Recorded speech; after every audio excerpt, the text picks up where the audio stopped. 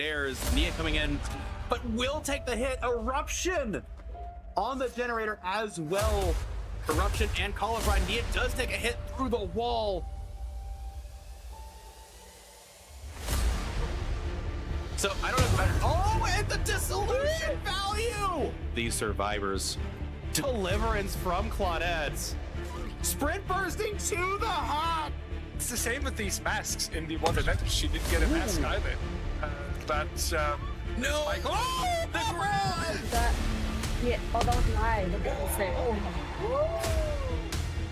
They're trying.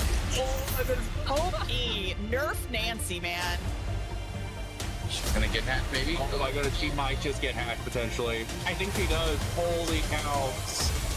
I cannot believe. They do get the spirit reset and they get the down. Yes, they will get the survivors leaving the trial, and there's going to be the teleport with the add-on. She's right here, but Nia needs to go.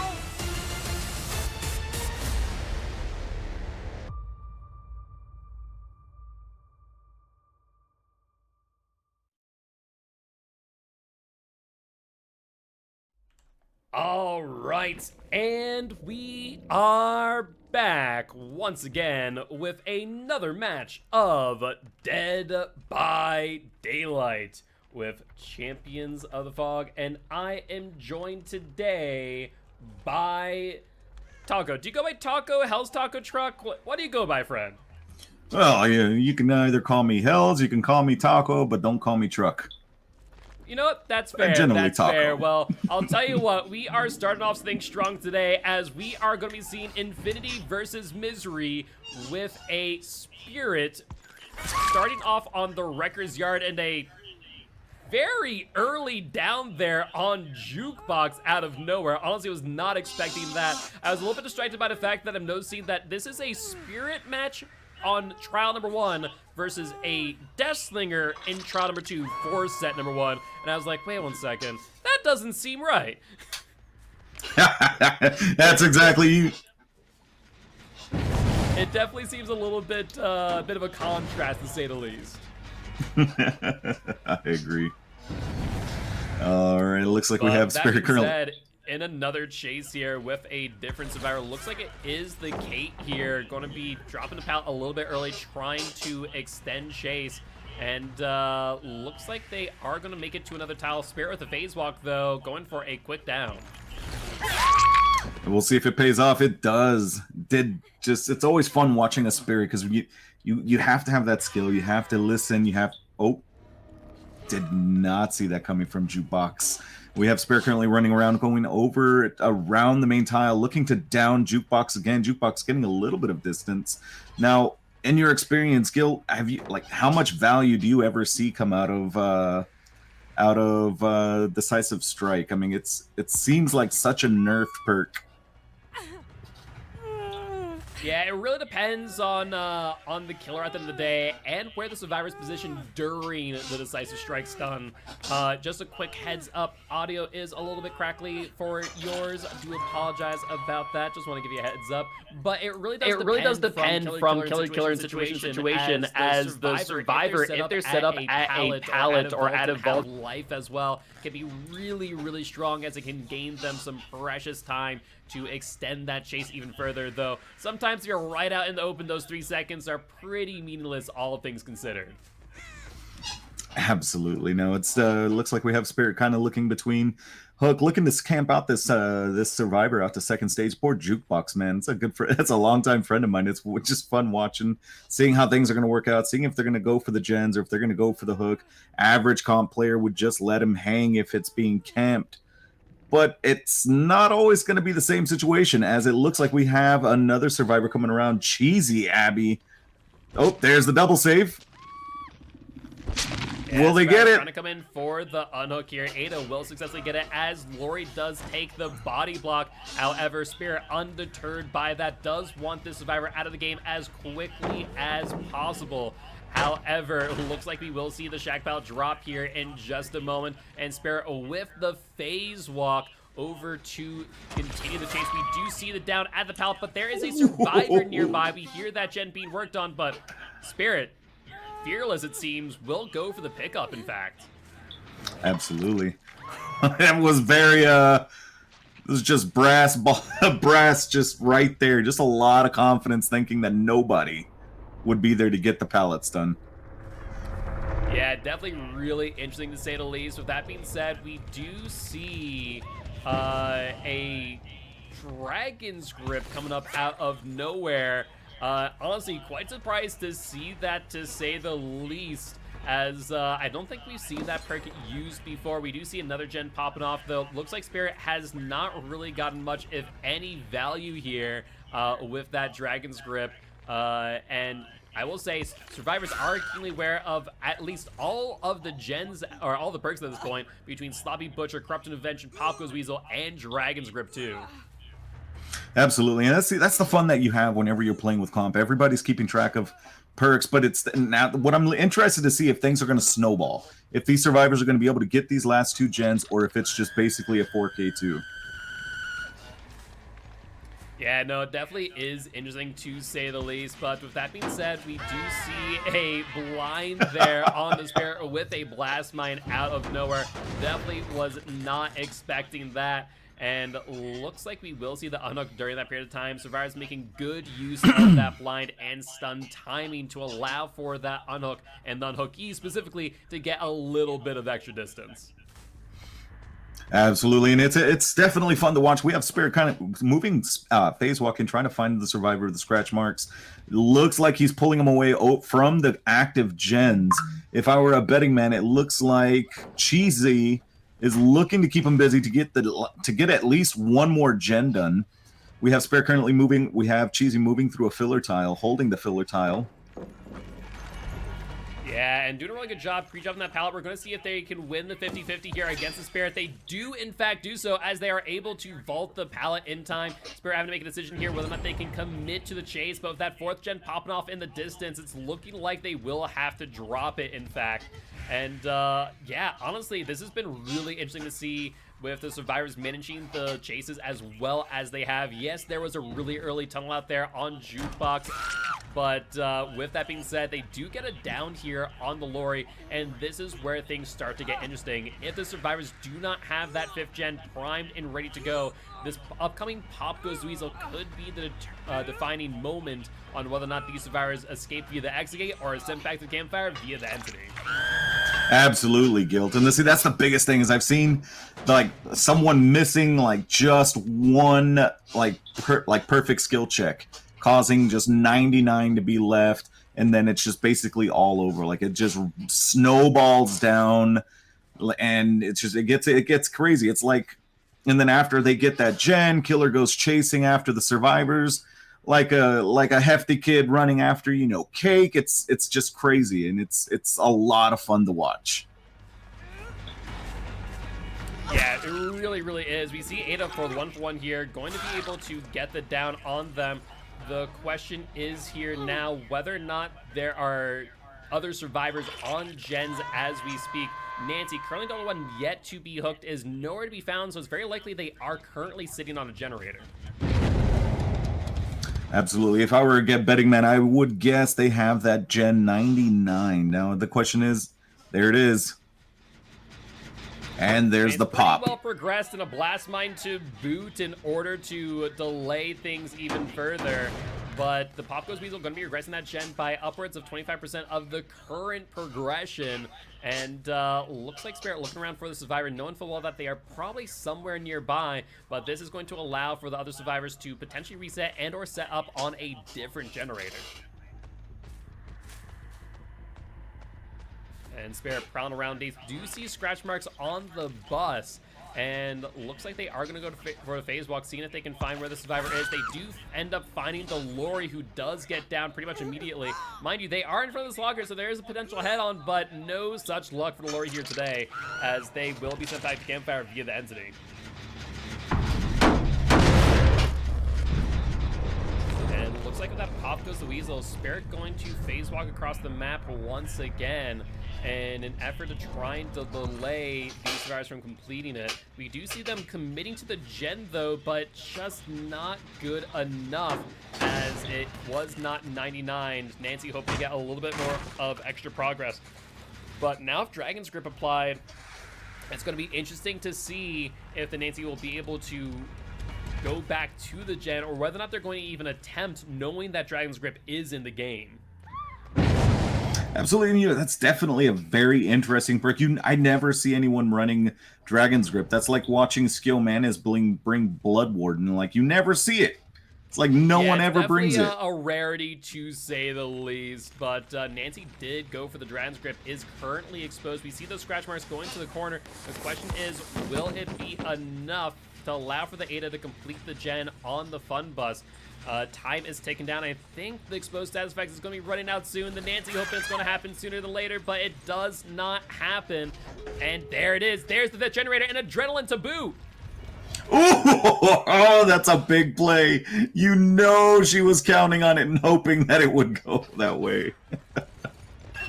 Yeah, absolutely. And we see the Nancy forcing the pick here. Going to be wasting the Spirit's time a little bit. Hoping that the Ada can get to that exit gate in time and open it. We're going to see the drop as well. Spirit risking a potential Unbreakable, as we have yet to see that thus far. If the Ada's able to get out the exit gate and an Unbreakable from the Nancy, we could see a hatch escape, and Spirit thinking about that too. There's the escape by the Ada. Nancy, though, still on the ground for a little bit longer. Question is, will they be able to get up in time if they have the Unbreakable? But if not, it is going to be a fresh kill for the Spirit here. That's going to definitely be interesting to see if Ducky can wiggle out. It looks like she's kind of like, you know, that's going to end up being what happens. So it's going to be fun to see if she can make it to the gate. Yeah, no, Spirit realizing full well that the Nancy is going to be able to wiggle out their shoulder before they get to a hook in time, so going to be dropping them early to ensure they can't get to the hatch. And here's the Nancy. If they have a sprint burst, this could be huge, as no, looks like they're running further in towards the shack. Maybe for a bounced landing play. Yeah, Spirit sees it too. Nancy trying their best to fake out the Spirit here. But Spirit holding strong. There's the bounce landing, getting a little bit of distance, but not enough, as Nancy does go down. Oh, you know they were hoping they would make it, but just was not enough. Like you said, had they had the sprint burst, it would have been a completely different situation. Yeah, absolutely. But honestly, great showing from both Infinity as well as Misery. But with that being said, that there will be the end of trial number 1. But we are going to be getting the next trial set up in here in just one moment, where we are going to be seeing Misery's Deathslinger against Infinity's Survivor team. Really interested to see that, especially as this was a conscious choice against the Spirit pick. So clearly Misery very confident in their Deathslinger. All right, and we are back for trial number 2, set number 1, Misery versus Infinity. And we got Misery piling the Deathslinger versus Infinity's Survivor team. And honestly, this is going to be really interesting. They are going to need to get a 3K, was it 3K 10 hook? Yeah, 3K 10 hook in order to tie it, in a 3K 11 hook in order to claim victory here. You think it's possible, Hells? I absolutely do. I mean, I've seen situations where things look completely impossible. Like, I've seen things go from like a 4K, last person had 4K 3, killer had to get a 4K 4, and just pulled like a rabbit out of the hat with demon time there. So I definitely do think it's possible, but the slightest mistake staying on one survivor for 1 second too long can mean the difference between winning and losing. Yeah, it's going to be interesting to say the least. We'll have to wait and see, but so far in chase of Jake, Deathslinger trying to get the shot here over the pallet, and they don't have the chain, so I don't know if they're able to get this in time, and they do, just barely. Oh, that was good. I didn't think they would either. Yeah, honestly, really good play there, and we do see a Scourge Choke Pain Resonance incoming there. That will regress the most progressed gen by 25%. It's definitely going to help out a lot, Guilt. It's going to buy him enough time to try to get to that gen, hit it with hit it with a good, strong regression, try to save him some time. It looks like that's exactly what he's doing. He's looking around. He knows there's a survivor lurking around. I'm not gonna getting lie. a really clean sharpshoot there on the ace from up top the hill, and with the cigar, able to recover pretty quickly on top of which, honestly, Deathslinger here doing a lot better than I was initially expecting here, and yeah, I'm starting to see that the 4K might just be possible. Absolutely. I like I said, it's tough because I've seen so many Deathslingers just lose it mid-match. Like they'll have a strong Ducky just what just happened? So honestly, we have seen head-on more and more in competitive play, and I absolutely love it for that exact reason. Jake, though, trying to evade the Deathslinger here. Not in time, though, as they will end up going down. Lori now in the crosshairs as well as they're going for that quick reload. And for you keen-eyed viewers, you might just note that there is, in fact, a save the best for last involved, as they are getting some pretty quick recoveries there after those initial M1s. Absolutely. Now we do it's a much stronger play on Deathslinger than I've seen in a long time. Like I said, usually when I watch Deathslinger, it's going to be a good start, and then something happens. He's on one person for too long, and then it can't snowball the way like other killers might. But it looks like we have Deathslinger moving over towards Killer Shack, looking around for another survivor. Searching and hunting, he's trying to say that dog will hunt Monsignor, and he does find a survivor over by Hook. And making use of that cigar once again, breaking the chain so they do not lose all too much distance. It's something that a lot of people don't think about, where the recovery time on that chain break with the cigar is shorter than the recovery time normally of a basic M1. But with Save the Best for Last, there is an argument to be made that they're kind of working a little bit against each other. You know, you don't want to use the cigar if you have a lot of stacks and Save the Best for Last. At the same time, against an Obsession, well, that might be a little bit of a different story. As Ace comes in, we'll see the hit and a 1-for-1 trade. That's now 5 stacks and Save the Best for Last. Jake cannot get very far. I imagine we're going to see the shot here, and Deathslinger is just going to wait that BT out. But Nancy coming on in, and pretty good body block. Absolutely, Guild. Absolutely. But looks like Jake's still in the line of fire here. Deathslinger kind of just zoning them. I love seeing that happen. It's one of those things that a lot of people do tend to overanalyze, and they try and kind of correct the path of a shot. Instead, Deathslinger here really just trying to force Jake to go into a certain direction, though getting a little bit aggressive there with that shot and missing out. Another aggressive shot too. Deathslinger kind of firing at the air here, desperate for this down and the first kill of the match. Absolutely. At 3 gens, that's going to be a very crucial play for them. If they don't get one person out, it's going to, but before the next gen gets finished, it's going to snowball, and it's going to be usually, I see like I predict like a 2-man out. That's what I'm seeing. Yeah, it definitely is a very real possibility. We see Jake with the vault, and Deathslinger just holding down the sights there, trying to ensure that they get that down over that pallet. They do successfully do so, so Jake will be sent back to campfire via the entity. At this point in time, 2 gens have been completed, though, and I imagine other survivors have been on the gens for quite some time, so this Pop Goes Weasel gonna need to get some value here, lest the Deathslingers start running out of gens. Yeah, that's exactly. And then there's a very progressed gen, and 20% of it just taking that Pop Goes the Weasel, just taking its chunk of flesh. Yeah, 25% regression off the progression of the gen, and Deathslinger looking around, seeing what other gens these survivors might be working on as of right now.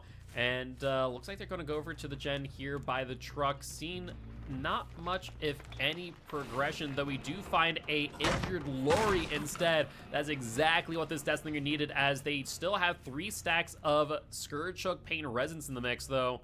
Deathslinger dropping Chase instead, dropping back to this gen here, hoping to maybe find the Nancy back on it, and they see the gen has been touched, but no Nancy in sight. Absolutely. If I'm a guessing man, she's probably on the pallet side of the tractor, trying to hold it. No! she's in the tractor. That's a tough situation to be in. Yeah, Deathslinger is trying to get that line of sight to get that shot, but Nancy with the balanced landing. And looks like they're trying to force the M1, realizing that Save the Best for Last is in the mix. That will take away 2 stacks of save from the Deathslinger, and if they do get this down, they'll be back down to 0. So all of that hard work they put in, unfortunately for naught, as Nancy will in fact go down, and a 3rd gen will be completed. That leaves 2 more gens left, and one of the ones was the one that Nancy's on with a pretty decent amount of progression, though if this is a Scourge Hook, which we'll see in just a moment, is in fact the case. That is 25% off the most progressed gen, and Deathslinger now has another survivor in their sights.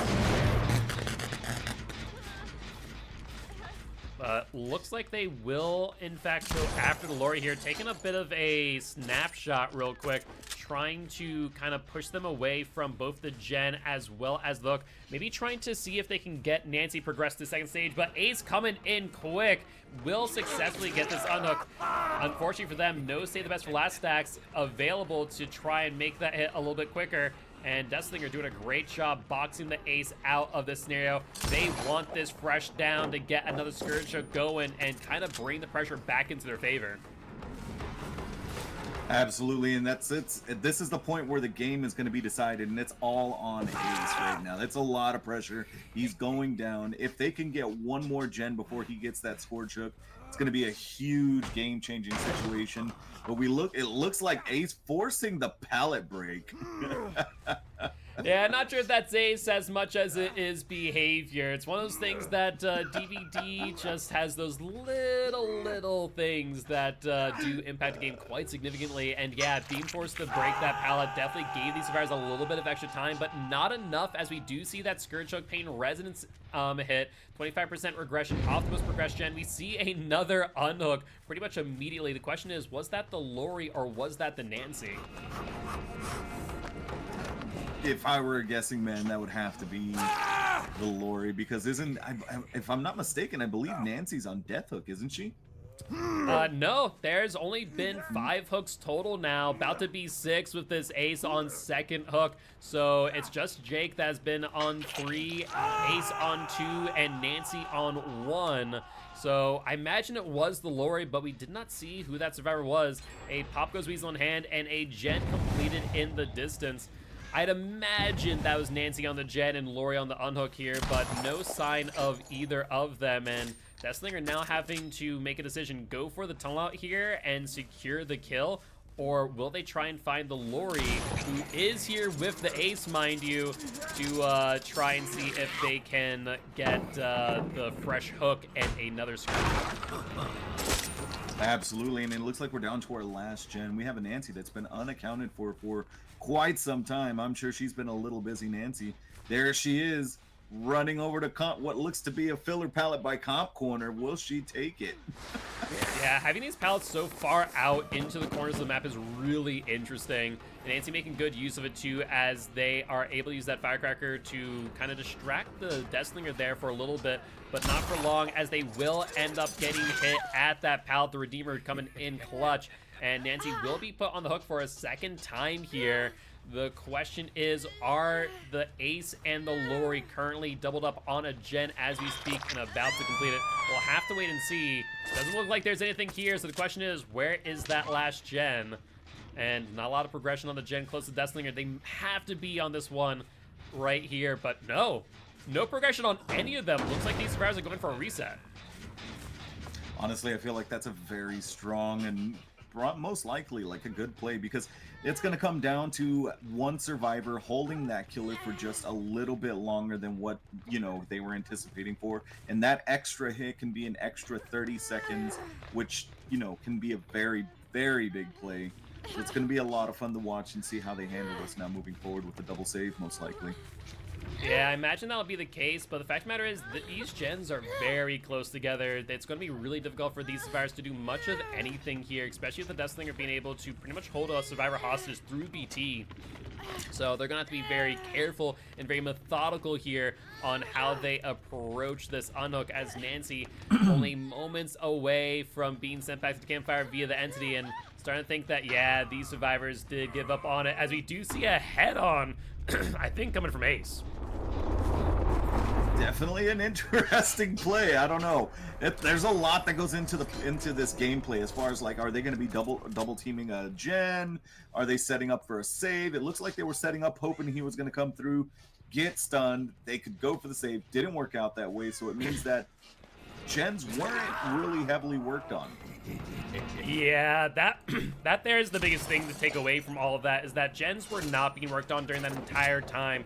Lori probably sitting in that locker, Ace probably nearby for the unhook, and with that 3 Gen, it's going to be really difficult, but it looks like Destiny are going to be dropping chase with the Ace instead, wanting to protect their Gens, but with so little progression beyond them, honestly, I think they would have been able to take that chase and potentially get that down on Ace and then back to the campfire via the Entity. As a reminder from the last game, they were able to get, or rather, they being Infinity Spirit, was able to get a 3K 10 hook, meaning that Misery's Deathslinger here needs to get a 3K 10 hook to tie, or a 3K 11 hook in order to secure victory in set number 1. Absolutely. So it's definitely, we're in for a little bit of a long haul, because it looks like this Survivor team knows the play of a slow burn, slow run, pre-leaving, getting healed, moving away from 3 Gens, and we're just juggling in between both sides. So let's just buckle up and go for the long game here. Yeah, that's what it's looking like right now, where these survivors trying to just kind of sit back, take their time, formulate a plan, and we've seen this time and time again where, realistically speaking, it comes down to what side loses patience first. Is that going to be the survivors? Is that going to be the killer? But I think Deathslinger right now just content with watching these Gens regress back to 0, and if and when that comes to pass, I think they'll be able to play a lot more aggressively in these chases, as we see Jake just out of the corner of Deathslinger's eye. Or sorry, not Jake, that must have been the Ace. I was like, wait a second, Jake's already dead, unless I'm seeing ghosts here.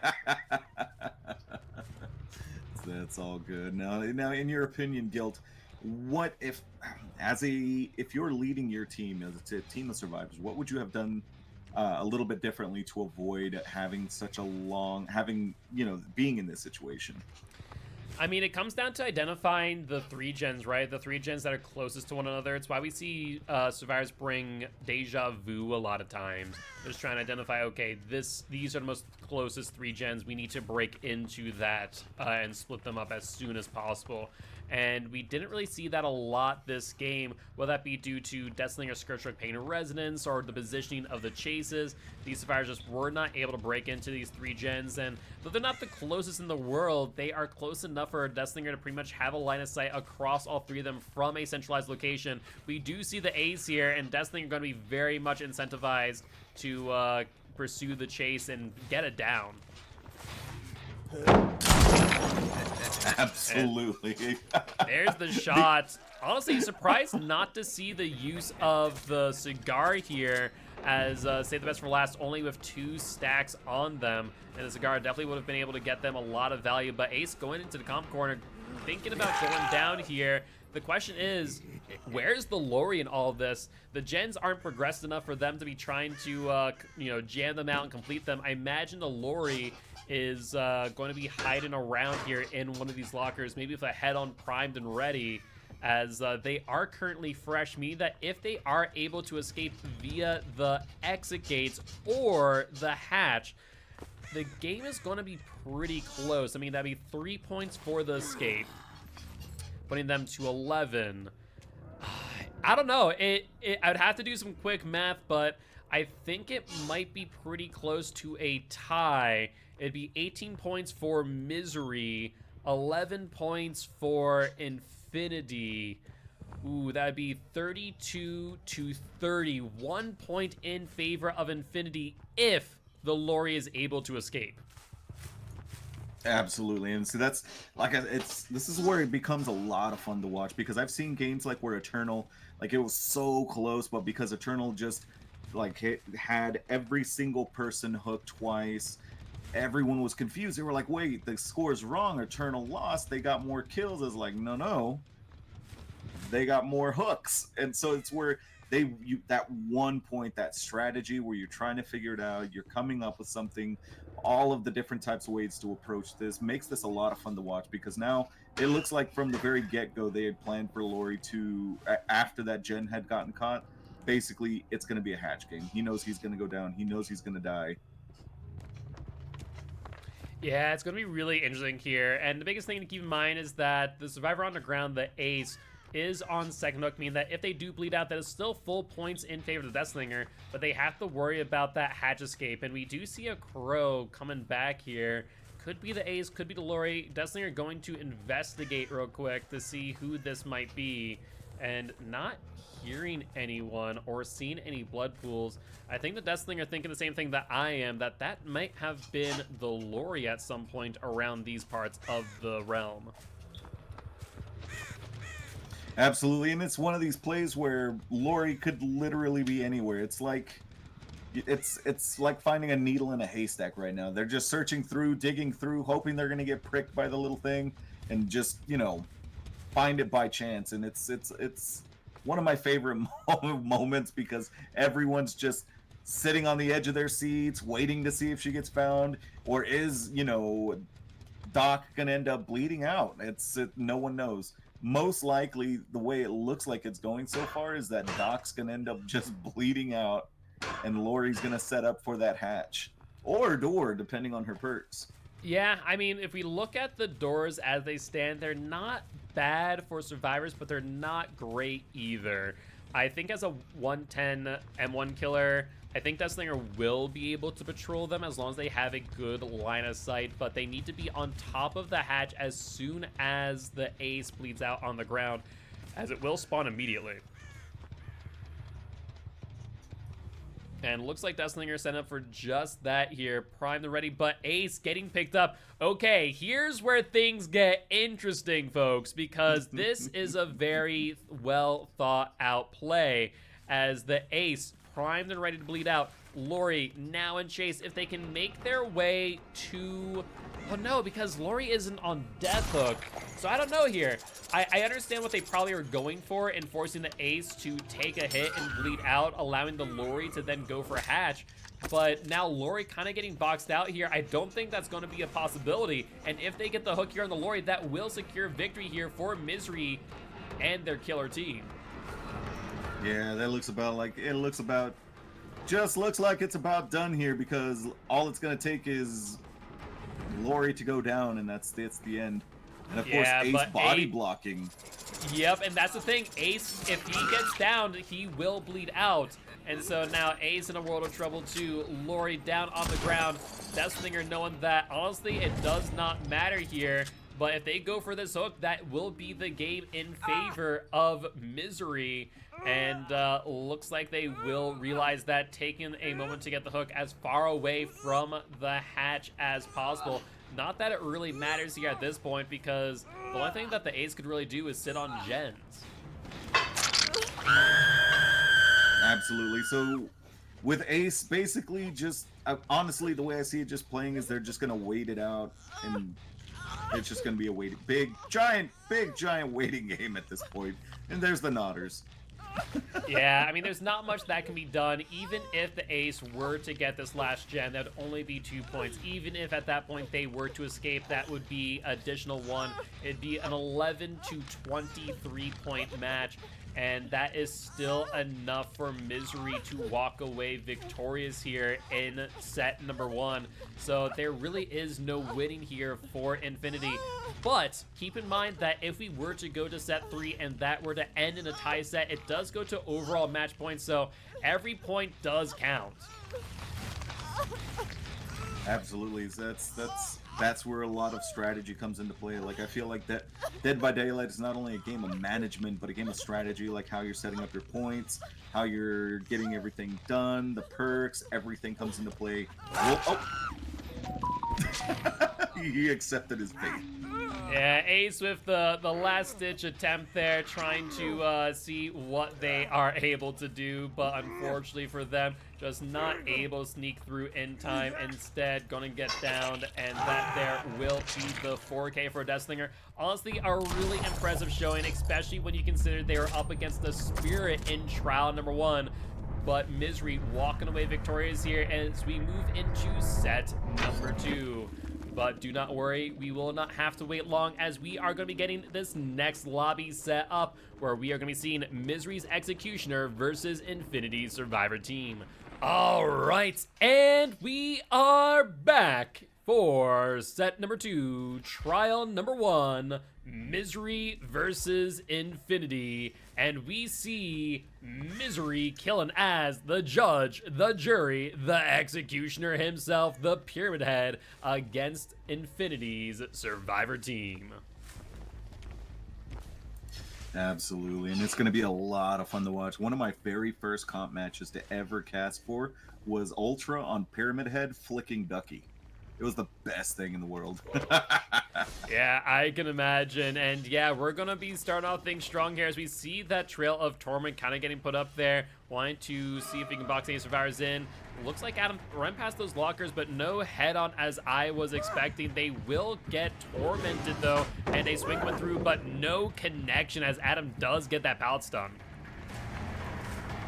Definitely a very big, like, it's not something I was expecting. I was expecting Adam to take a hit there, dropping the pallet, but it was not what happened. It's always fun to watch because sometimes that killer gets through it, doesn't get through it. I've seen instances where people like Osaka end up on top of the pallet. It's always fun to watch. But we have Adam currently looping around the logs, going through another. Oh, looks like he's in a little bit of trouble. Yeah, really well played there by the Pyramid Head, being patient enough to ensure that they're able to get that hit there. They want to get this down, and potentially even a cage. We'll have to wait and see if they go for the hook or go for the cage. Adam going to be tumbling back, and a good fake there by the Adam as Pyramid Head just narrowly misses their punishment of the damned. Absolutely, that's such a wonderful play to see because I've only seen it a handful of times, like Zaka baiting out the actual flick, then going through the pallet, dropping pallet. That skill level of baiting it out is just insane to me. Yeah, absolutely. But going for a initial hook here, no Scourge Chunk Pain Resonance to speak of. Do want to point out that these survivors are keenly aware of at least 2 perks here, that of which being Deadlock and Corrupt Intervention. The other 2 still a little bit of a unknown here for these survivors, but we'll have to wait and see as Pyramid Head now in chase with 2. Looks like the Renato as well as the Lori here moving back into this back pocket. And we got Lori currently moving through the main tile, cutting through. Looks like that pallet's already, and there is the Cracker Burn. It's always really well fun to played watch. there by the Lori, getting that firecracker, stopping that punishment of the damned from incoming, but they're still in this back area here as we hear the Lori scream from the Torment right behind the Pyramid Head, surprising them just a little bit, but getting the hit nonetheless. You know, I believe that falls under that ruling. You find out. She was tiptoeing around a dangerous place, ended up finding out really quick that's not a good place to be. That being said, we have Lori. I want to point out that really cool, really good heads-up play there by the Lori, jumping in that locker to avoid the punishment of the damned, in addition to a head-on to stun the Pyramid Head, extending this chase even further. I mean, overall, Lori doing a fantastic job keeping this chase, but unfortunately, all good things do come to an end eventually, and we will be seeing Lori sent to the cage across the map. Though, given the positioning, I imagine that the survivors are going to be right on nearby, as either in this back corner with that gen or over in the opposite side with the gen in that pocket. And sure enough, it's over in this corner, and looks like a For the People from the A's coming in to get that Lori into a bit of a better position to avoid getting tumble out. Absolutely, and it looks what survivor do we have here? I'm betting it is Doc. There it is. We have Ace currently running around a killer tile, looking to just loop around. Buy a little tank goes. Got a little greedy, but that's okay. Sometimes those plays end up paying out the most. Yeah, unfortunately for the Pyramid Head, though, another gen popping off in the distance. They are going to get another fresh hook here, so that's a fresh hook on Ace, Adam, and Lori. Fourth gen popping off, though. Deadlock apparently not working out in the Pyramid Head's favor, which means there is multiple gens with a ton of progress on each. So Pyramid Head in definitely a little bit of a precarious position. I imagine they want to find the Renato to try and get another fresh hook, as they might just resolve themselves to understanding that they are unable to get a 4K here at this point in time. Absolutely. I think at this point he's just kind of... If it were me at this point, I'd look to try to get the people that I haven't already hooked, try to get them fresh hooked, go into first stage, second stage, try to build up as many points as possible. Instead of going for kills, you change your gear of thought to points. Because like you said, if you tie it up, comes down to the points, that one extra point for going for that one different survivor can mean the difference between winning and losing. Oh yeah, absolutely. But Pyramid Head here with a haste stats effect, that there is in fact a Noed in the mix. However, Adam already injured, so Pyramid Head here just trying to buy some time. We see what looks like a Killer Instinct in the distance, maybe them hitting another Trail of Torment. And looks like survivors are leaving via the exit gate, leaving the Adam to try and go for the hatch escape, but just unable to get there in time. You know, I would love to be a fly on the wall to see if he was predicting a no-ed play. Yeah, it probably was not expected. They may have seen the aura based on the exit gates and where they were, but we would have to ask them to know for certain. Either ways, though, Infinity Survivor Squad getting a pretty clean set of outs here with 17 points versus Misery's 12. I mean, Misery still did pretty well, all things considered, with the fresh hooks, but we'll have to see if Infinity's Executioner can top those results. And if so, that would mean we would go to a set number 3. All right, and we are back for set number 2, trial number 4, Infinity versus Misery, and we got Infinity piling the Executioner versus Misery's Survivor team, and we see a bit of corrupt intervention. However, that is a Nancy peeking through the window right there, and looks like this will be the first chase of the match, though. Might not be for long, as Nancy going to be running the main building, and yeah, Pyramid Head saying, no, I think not. This is a little bit too spicy for my taste. That's exactly time and time. Like, how much time have we lost in main building? It's definitely something Pyramid Head is not ready to accept. But it looks like he's changed his mind. He sees somebody running through, but who is it? Is it that Nancy or is it someone else? Because obviously those gens were being worked on. Yeah, we'll have to wait and see, as we haven't seen him scratch marks going back outside the main building. I mean, Pyramid Head here might be incentivized to start patrolling the other active gens, as Nancy continues the chase here with a firecracker to the face, and Pyramid Head just kind of losing line of sight, and I think the Nancy has definitely gotten quite a long ways away. We see Ace on the hill trying to get away as well. I imagine a bounce landing there. Pyramid Head can just not catch a break right now, as they are getting run around by these survivors. Absolutely, and it's so rough seeing somebody play Pyramid Head. I've only seen one person. And keep in mind, you don't see Pyramid Head all that often, but when you do, it definitely can be.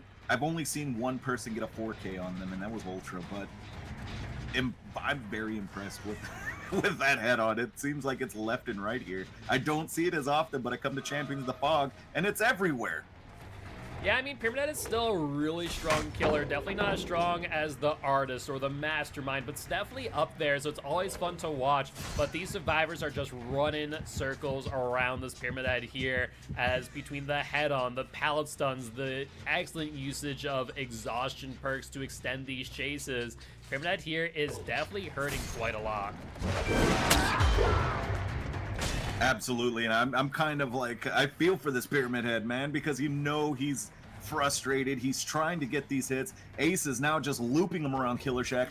Will he get the flick and the prediction? And he sounded like he hit something, but I'm not quite sure what. He hit the Nancy out of nowhere, so really interesting scenario there, to say the least, where we were chasing the ace, they took a blind shot, hit a Nancy, and they got the ace in the long run, but that does mean that there are multiple survivors off of gens as we speak, though we do see the first one popping off in the distance. Keep in mind, there is in fact a deadlock here, slowing things down just a little bit. Yes, that's exactly it. Who knows? This might be the second match where I've seen a 4K on Pyramid Head. He's definitely a hard killer to get down to just to a high skill level for comp. Because now it looks like Pyramid Head is going to try and camp this guy out to second stage. Not sure how that's going to work out. People are going to be waiting. It looks like he sees one survivor. He has two missing. What's going through his head right now? If it were you, what would you do in this situation, Guild? Honestly, it really comes down to understanding the win condition. They understand that a 2k7 hook here would end up securing a win in Infinity's favor, forcing a set number 3. The question is camping this hook the right move? And honestly, even with deadlock, I don't think it is. I think these survivors are in a prime position, especially if this gen about 99 and ready to go. But we do see that progression in the second stage on the ace. And looks like they're kind of just going to go back and forth between this gen and that hook, just trying to pressure a third stage and death, while also trying to keep this gen regressing, but it's only going to be regressing at 0.5% per second. Not going to take long for a survivor to be able to pick up that amount of time lost, and we do see another gen pop off, and I do want to note here on that one, that there's a Rancor that we just saw there. Oh, that's going to make for a very, very spicy ending. Yeah, we'll have to wait and see if it pays off for them in the end. We do see that gen that they kicked earlier now blocked by the entity, no longer aggressing for that period of time. And the thing is that we see the ace with only about 30 seconds, actually less than that, left on the hook before they get sent back to the campfire via the entity. And a third generated. This is what I was talking about. I'm not sure if it was worth it in the long run. Even if you get this kill, you still need to get another hook and then another kill on top of which. And that, I agree absolutely 100%. This is where it comes down to strategy versus just focusing on one kill. Because there's counterplay for everything. When he was hooking and camping that other, they basically just accepted it as like, all right, well, he wants to camp it out. We can get our win condition for this. Just do gens, pop them off, get them out. It's going to put a lot of pressure on him, which it has. Ducky pulling him into a zone where basically he wants him to be. Ducky is an expert when it comes to this. I've seen him do it. He's a really solid survivor. He's now pulling him into where he wants him, all the way on the opposite side of the map, so the other gens are getting done. So it's not the killer chasing Ducky, but Ducky forcing him to chase him into a position where he wants him. So it's kind of like what I see it as a reverse zoning almost. Yeah, I can definitely see that, especially as this is the obsession, meaning that this is exactly the opposite person that the Pyramid probably wants to chase right now with Rancor in hand. Do you want to point out we still only know 3 out of the 4 perks, so that's Rancor, Deadlock, Corrupt Intervention. The 4th one is still an unknown to these survivors, as we do see another gen popping off, deadlocking that same gen on the hill. It still has a pretty decent amount of progression, so honestly, I expect these survivors to be able to get that. But wait, there's a Punishment of the Damned missing on the Uncaged, though. There is no BT on the Uncaged, so that could have been deadly for the Nancy. However, Zarina here will also dodge the shot. Zarina trying to do their best to avoid getting downed here and getting caged. But that being said, only a matter of time before they do Pyramid with another punishment readied up. But Zarina just holding W, greeting this pallet time and time again, and Pyramid just cannot make it work. Absolutely. I joke about it all the time, but man, the power of W is strong. You are not wrong. And now looking at the score here, I want to point out that if Zarina does get hooked, that will result in a tie set. If I am not mistaken, that'd be 17 points in favor of Misery and 17 points in favor of Misery and 12 points in favor of Infinity in instance that they do get a 3-man out. So at the very least, this will result in a tie set, which will mean that we do move to a set 3, though Survivor still might want to go for the unhook here, as they will have to contend with the fact that in a set 3 tiebreaker, overall match points will be considered. So we'll have to wait and see what these Survivors decide to do in the long run, though. I get a feeling they'll probably aim for the 2-man out. That's what I kind of feel too. That there's a lot that goes in. That's the most common play, but it's always fun to watch that Survivor team that goes for broke.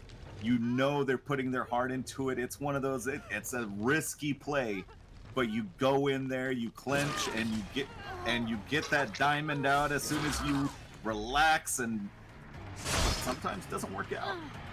Yeah, like I mean, we see the hook here on the Ada, no progression on this arena. I mean, this solidifies it, to say the least, that this is going to result in a set 3 nonetheless. And yeah, I mean, even looking at it from a points perspective, I think giving the Ada here just was not the right move. And so I think the best thing that these Survivors can do at this point is just head out those exit gates and call it a game. Basically, because now you're just feeding him more points. It's just good just to get out, call it, and instead of losing the set, or it's just basically, like you said, just getting out and moving on. Exactly, and that will be the last 2 progressions for the Ada, as these 2 Survivors do escape via the exit gate. And that, in fact, will result in a win for Infinity here in set number 2. Meaning that we are now going to a set 3, where we are going to be seeing a Plague mirror match on the Suffocation Pit. All right, and we are back for set number 3, channel number 5, Infinity versus Misery. And Infinity going to bring in the Vommy Mommy herself, the Plague, against Misery's Survivor team here on the Suffocation Pit. Oh, man. Every time I see Vommy Mommy, just brings back some bad memories. Whew. Are you talking about Dead by Daylight or real life? And honestly, I don't want to know. We're not going to go into the details. We see Doc here out on the prowl for one of these Survivors and checking the lockers even to see if they might catch a wayward head-on. And it looks like they're going to do some home remodeling here on the Suffocation Pits and make sure these loops are a little bit weaker for their first chase. That's definitely a strong call. It's always good to see a killer breaking down doors and setting up main building, because most Survivors know main building is a death trap, so they usually go in there, try to buy a lot of time. I definitely think it's going to pay off a lot more for the Vommy Mommy to just basically set that up. And Nancy doing a good job here managing the Plague. However, Plague avoiding the Firecracker. Looks like they will be able to get an infection as well here. And they do, in fact, do just that. Looks like they want to commit to the chase, though, and get this infection and potentially a first down.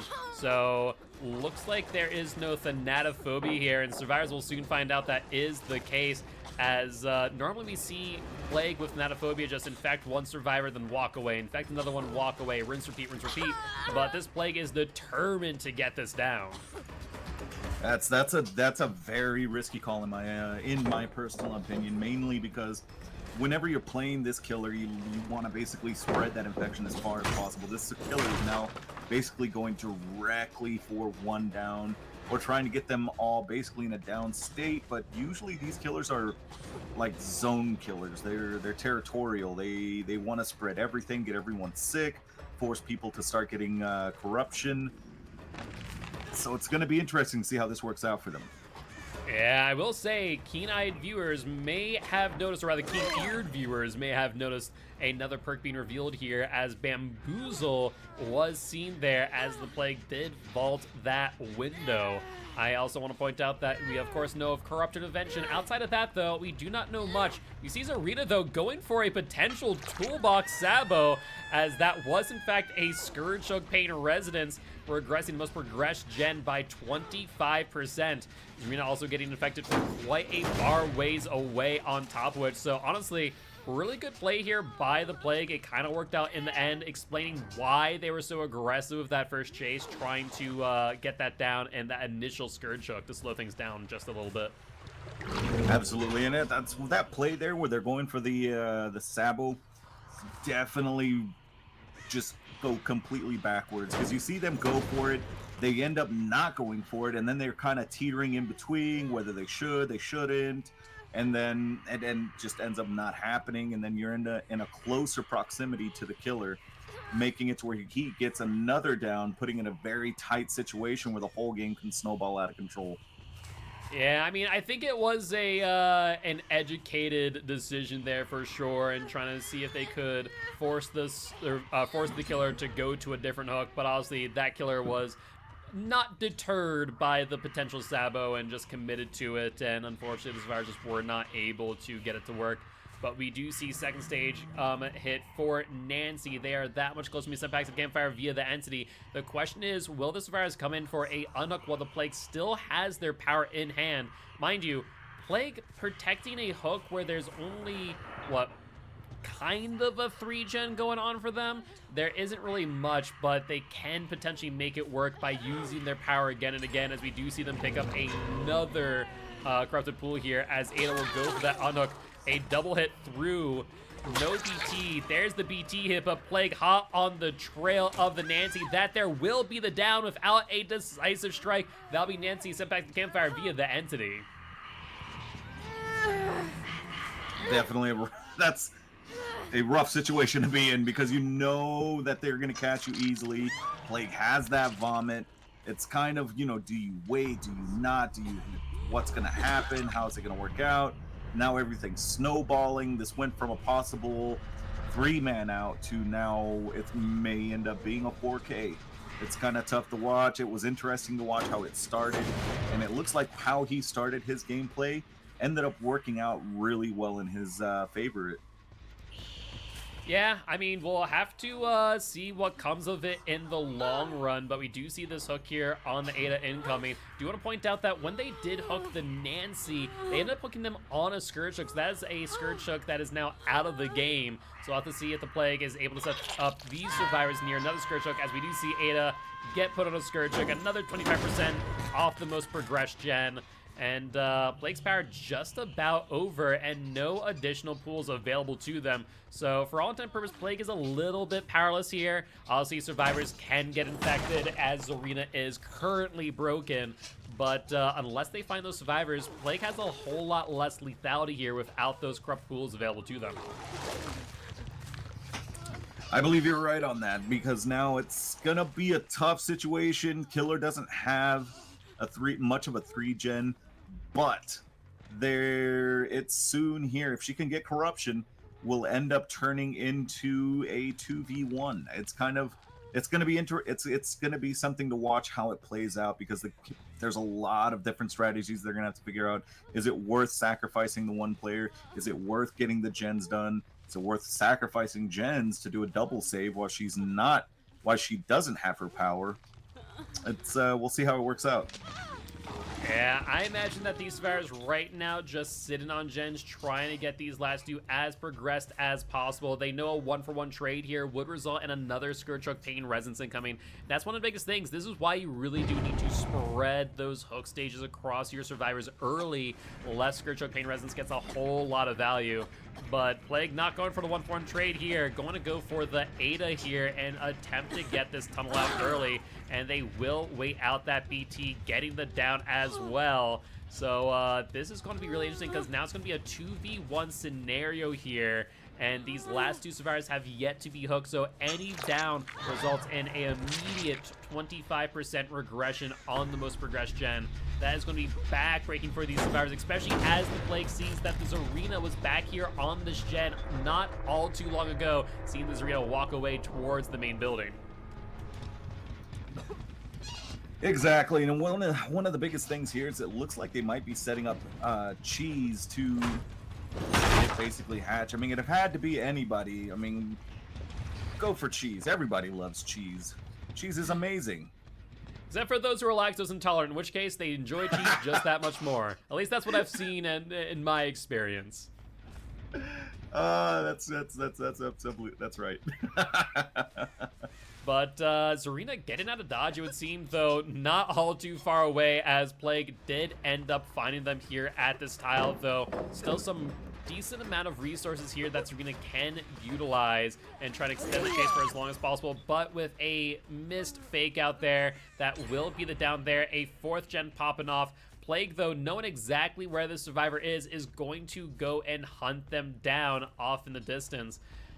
I'm not sure if this is going to work out in their favor or how they want, especially with that gen, which had as much progression as it did. If Fangman somehow makes their way over there and is able to complete that gen, that would be a huge upset for the Plague, to say the least.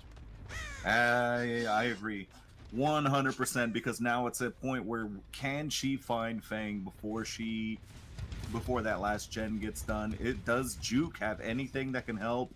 There's a lot that's going to happen here. It's anyone's game still, but of course it's in favor of the Plague. We're definitely going to have to find out, because... Oh, she found him. Honestly, I was like, okay, they're going to check the locker. Like, that's not unusual. But the fact that the Fangman was there, that was huge for the Plague. Talk about a RNG encounter as Fangman coming out of nowhere, getting put up on hook. But now they're going to have to find the Zarina, who is slugged out on the ground. The question is, can they find them fast enough? As if they do bleed out, that will be a loss of points, but Plague found them as soon as I said that, putting them up on the hook as well. And now we wait the 60 seconds to second stage, as Plague has secured the 4K here today. Exactly. That's what they call Caster's Curse, I believe. You would be correct. I think Plague had the same idea that I did, that Zarina would be crawling their way towards Hatch and Shaq, but not necessarily sure where. But the smartest idea is a straight line too, and that's exactly where they found the Zarina, on the ground. So really awesome stuff from both sides, but Plague ended up with the 4K at 4 gens completed. Misery now, their win condition is clear. They need to get a 4K at 4 gens or less in order to either secure the tie or the win.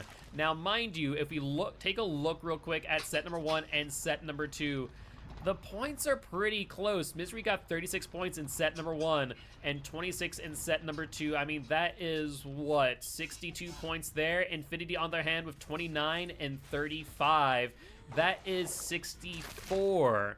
Meaning that if we do go to a tie set, it will go in favor of Infinity here in set number 3. But we'll have to wait and see. So if Misery wants to walk away victorious, they are going to have to get a 4K at 3 gens or less. All right, and we are back for set number 3, trial number 6, the last trial of this match, and that's a Hex Totem. That is not something that you see every day, I'll tell you what. On top of which, Hell's Taco, do you hear a little bit of a whispering in your ear? And I'm not talking about me. I absolutely do. I hear a little bit of like a little bit of a careless whisper in my ear. Yeah, that is in fact whispers from, well, it's the perk. It whispers from the perk Whispers, right? That's what it's called. I haven't used that perk in God knows how long. I haven't even seen that perk in pubs. Yeah, that is blowing my mind, and also I already know my co-commissioner Shelby is yelling about it because that's going to skew our data so much when it comes to perk usage.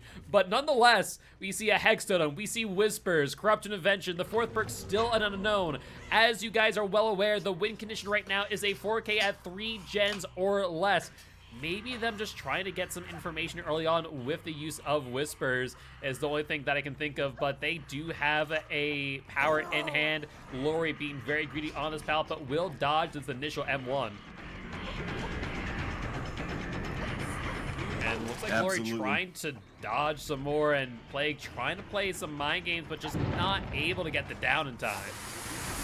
Oh, there's the cracker. Will it burn? It does not. We got Lori just greeting this pallet like it's no one's business. It's just so funny to watch. At no point did she drop it, but she extended that chase for so long.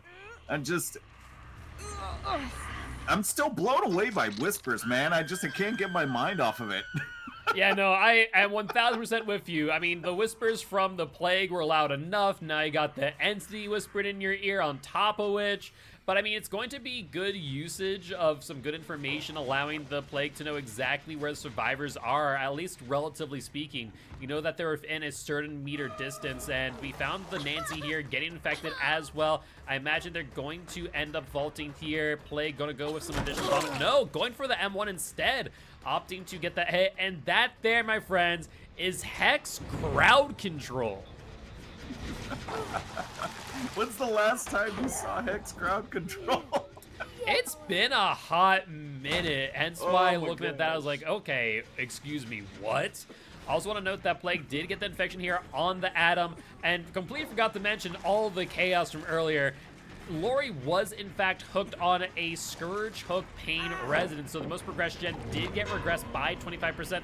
Plague going in for another pool here. They did bring double apples, so 3 pools right off the start, and looks like they are going to continue in chase, though finding the Lori, they want an early out, and the Lori is the fastest way for that to come to pass. It looks like they found him. They have Corruption Lori going over through one of the main tiles, looking to get to Pallet, but not far enough to where she can down it perfectly. Instead, gets downed. Lori just seems to be greeting every single pallet. Yeah, honestly, greeted every single pallet, then Ace coming out of nowhere, walking towards the Plague like the freaking Terminator, just shining a flashlight in her eyes, getting Lori off their shoulders. So really good plays here. Ace taking a hit though. Every survivor currently injured. Mind you, note the Natophobia here. 2 gens completed on top of it, and looks like Ace will go down.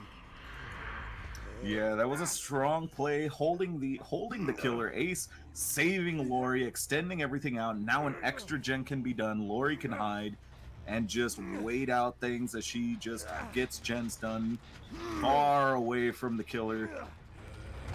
And we should see something. We should see a lot of value out of that flashlight save. Arguably, I'm going to say that was probably one of the biggest points in this game. Yeah. Where I would agree with you 1000%. And honestly, I want to point out here real quick, that's 3 gens completed. At this point in time, the Plague needs to get a 4K, or it is a losing scenario for Misery as Infinity with just a few more points. Though we see the slug out there on the Lori, we see another survivor here. I want to say that's the Nancy, also injured and infected to boot, leaving just the Atom to be up, available to get the pickups and or unhooks on the Ace. But now this Plague also knows where both of these survivors are, so I don't know. That's interesting. Do you think the Plague can come back from this? honestly, I don't think so. I think unless there's a snowball effect. I definitely think it's going to be quite a difficult play here, but at the same time, they still have 2 Scourge Hook Pain Resonance incoming available to them. Nancy will regress the most progressed gen via this Scourge Hook here, and Adam as well has a Scourge Hook left in them. So, I mean, maybe with the Scourge Hooks, there's a possibility, but Lori sitting here underneath the pallet, there might be a survivor nearby, and the Plague is thinking that too. I agree. The Plague's thinking that. She leaves her there, and it's kind of a curious situation. Plague looking around, trying to hunt down one of these survivors. No one in sight. Just content with leaving the survivor on the ground, but they can't hang around here for too long. Like we said, if the survivors get one more gen completed, that will be that, and Infinity will take victory here. The Plague now going out, but it is a little bit too late as that's the 4th gen, and that there will be the results of this match. I agree. And it's definitely a lot of strategy that went behind that. It's always fun to watch how they're going to take things, how they're going to do things, whether they're going to go for gens or they're going to troll the killer. All of their choices paid off, and we go back to the flashlight save that Ace got on Nancy, bought them time, bought them gens, just basically kind of relaxed a lot of that pressure, allowing the team to take the win. But it doesn't seem like they're going to give up quite yet. They're pushing. They're going to put their hearts in the rest of this game. Exactly. We do enjoy The fact that, you know, even when the win condition has been met, the game is over for all intent purpose. You know, players still play it out to their fullest and play a full match, you know, for our entertainment. And, you know, honestly, for the practice, too, I think the best practice you can ever get is in the actual match. And, you know, getting real-time experience against teams like these. So, with that being said, Adam getting hooked for the first time here. That is the last stack of Scourge Hook Pain Resins. I want to say it's the first time we've seen all 4 stacks of Scourge Hook Pain Resins being used today. And right now, that leaves Ace on Death Hook, and the rest of the survivors currently on First Hook each. Yeah, I'm gonna have to track back a little bit to what you were saying. It is some of the best experience and actual practice you can get. I've always told people that ask me when we're going through our 1v1s is, how can I get better? What can I do? What can I do differently? I was like, honestly, you're not gonna get better unless you're playing better people, better teams, watching tournaments. You come in, you watch, you know, Champions of the Fog, you watch the premium, some of the premium teams. You're gonna get better, you're gonna learn, and this is exactly where it comes back to. They're playing better teams and they're getting that practice in. Yeah, absolutely. But Plague, looking at the scratch marks here, sees that the survivor is in the shack. However, looks like Ace will now be in chase. Hex crowd control still has not been cleansed, which means that if Ace goes into shack, there is a very real possibility that they will get caught out there if they do choose to vault the window. But last gen popping off, and looks like these survivors will end up with maybe a 2, potentially a 3-man out here, as Ace does go down. We'll be on the hook for the final time as there's impact the campfire via the entity.